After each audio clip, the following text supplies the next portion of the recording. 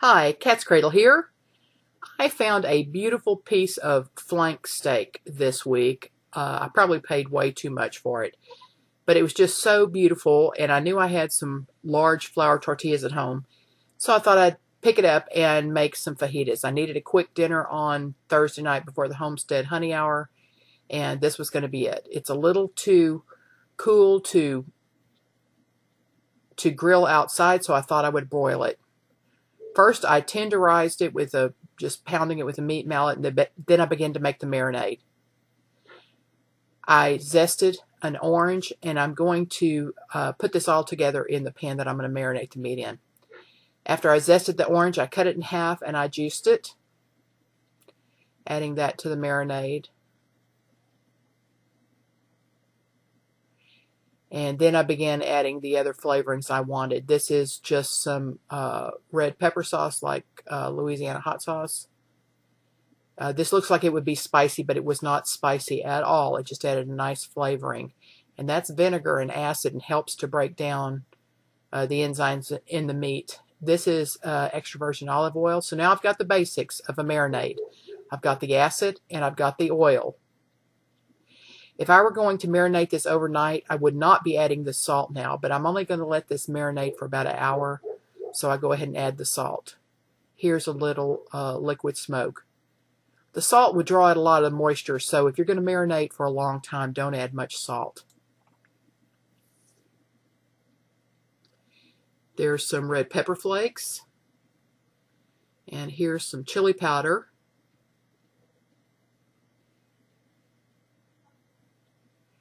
That's cumin.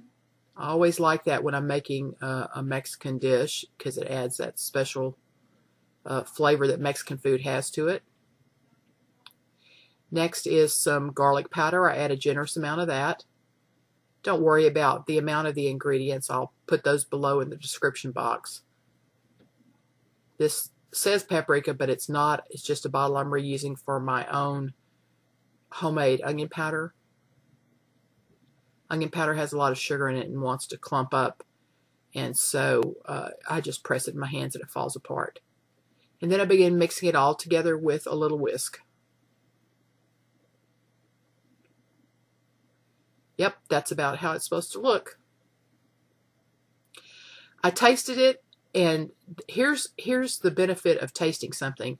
As soon as I tasted it, I knew I'd left something out, because you need a little sweetness in your marinade. I could have used brown sugar or white sugar, but I chose to use this honey-flavored liquid that the onions were in. I'll save the onions for later. And so now the piece of flank steak just goes and takes a little swim in the marinade. I make sure one side is coated, and then I turn it over. And in the next hour, I'll turn it a couple of times. You can leave your cold meat out on your counter for about an hour to marinate, and that doesn't hurt it at all. Now I'm getting my pan ready to go under my broiler, and this is, most people call it a cookie sheet. It's really a jelly roll pan, and I'm lining it with heavy-duty aluminum foil. I'm going to put a rack on top of that because I want the heat to circulate all around my flank steak. I don't want it to be basting or cooking in its own liquid. I want it to be raised up and to get really hot. Don't be surprised if your marinated meat turns just slightly gray. That's to be expected. And I want you to look how big this piece of meat is going on into the oven, and watch how much it shrinks. There it is, ready to go in. Prepare got some good close-ups here for you so you can see exactly what it looks like. I can see a little bit of the orange peel on the surface, a little bit of red pepper. Okay, now it goes into a screaming hot oven because I have the broiler on high. And I really don't walk away from this much at all. You can see it here cooking under the broiler, because I want to be sure that, one, the fat in that meat doesn't begin to pop and catch on fire, and I also want to be sure that I don't burn it. All right, here we are partway through the baking. Now I'm going to turn it, and you can see some of the edges, even on the bottom, have gotten kind of brown, and that's the benefit of having it up on that rack.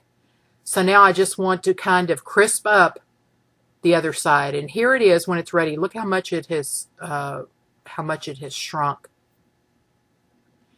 All right, now the secret here is to let it rest 10 minutes or so that the juices will pull back into the meat so that when you cut it, the juices don't go running out. Look how beautiful that piece of meat is. Now I'm going to use, I'm showing you the grain line here. I'm cutting across the grain.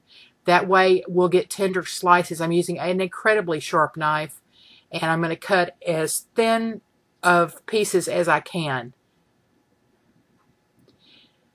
Flank steak is a very, very tough cut of meat, and I am not going to fool you into believing that just marinating it 1 hour will make it tender, because it doesn't. But you can see by cutting it across the grain, I'm able to easily pull that meat apart there. So here I am. I'm going to make Paladin Prepper fajita tortilla here. So I put a generous amount of meat there, very thinly sliced so that it's easy to bite. And I'm going to add a couple of things to it. Here are the onions. Remember, I used the liquid from the honey onions in the marinade. Here are some of the onions. They're very soft and sweet and delicious. And then I'm going to put a little bit of my homemade salsa on it. I didn't have fresh lettuce and tomatoes, so the home canned salsa was the perfect substitute there. I'm generous with it because he likes it. Oh, there's a nice piece of garlic, I see. All right, and the last thing I'm going to add, this is some seasoned sour cream that just has some Mexican spices in it that I just mixed up in there. And I just drizzle that on there, and then I roll it up. Very simple. And I'm going to slice it in half with my good knife again.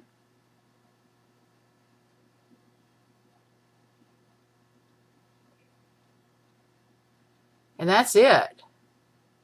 Really, really yummy.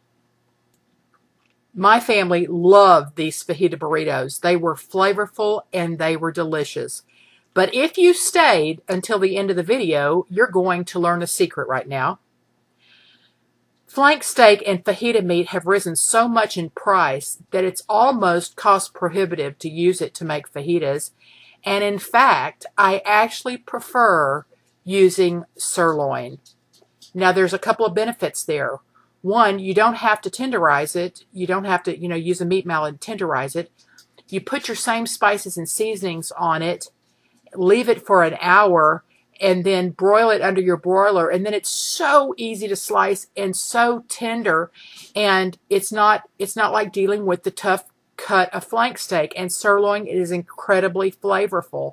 So yeah, I'm giving you permission to make fajitas out of sirloin meat. They are absolutely fabulous, and I probably will not be buying flank steak again. This one was really a tough piece of meat and reminded me why I had been using sirloin. I hope you give it a try. You can add anything you want in your seasonings. I could have added a little bit of Mexican oregano here. I could have added some cilantro in the marinade. Just play around with it and have fun.